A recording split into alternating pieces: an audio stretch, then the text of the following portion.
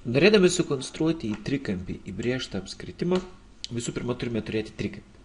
Tačiau prieš pradėdami įbrėžti, paslėpsime algebros lauką. Algebros lauką galime paslėpti paspaudę štai čia esantį kryžiuką. Uždarę algebros lauką, taip pat galime nesudėtingai paslėpti ašis. Paspaudę mygtuką ašis. Dabar turime baltą lapą, kuriame galime kurti geometrinius objektus. Pradėsim nuo trikampio. Pasirinkime tiesiog įrankį daugiakampis. Ir sukurkime daugiakampį. Teks pasirinkti 3 taškus ir sugrįžti į pirmąjį, taip pat paspausti. Turėdami trikampį ir norėdami jį įbrėžti apskritimą, turime gauti apskritimo centrą. Kaip žinome, apskritimo centras yra pusiaukampinių susikirtimo taškas. Dėl to tarp įrankių mes susirandame įrankį pusiaukampinį. Ir pasirenkame dvi tiesės. Štai čia ir šitą. Turime vieną pusiaukampinę, susikurkime dar vieną pusiaukampinę ir šias pusiaukampinės mes turime sukirsti. Tarp įrankių yra įrankis sukirsti du objektus. Pasirinkame vieną tiesą, pasirinkame kitą tiesę ir turime susikirtimo tašką E. Norėdami sužinoti, per kokį tašką eina apskritimas, turime sukonstruoti statmenį.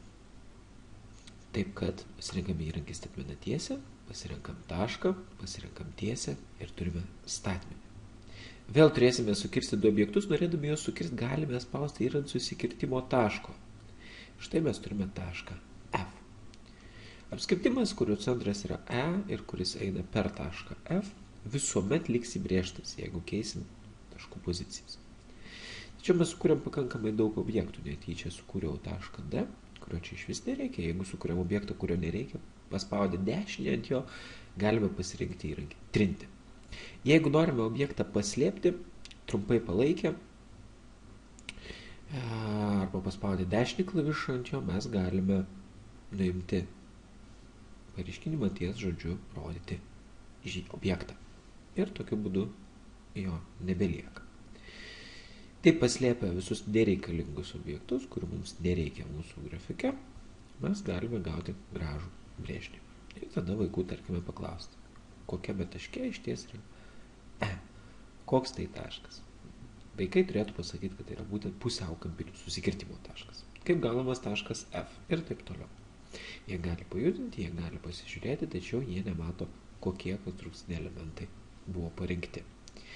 Jeigu atsidarytumėte algebros lauką, pamatytumėt visų tiesų, kurias sukūrėt lygtis, taškų koordinates, taip pat atkarpų ilgius ir trikampio plotą.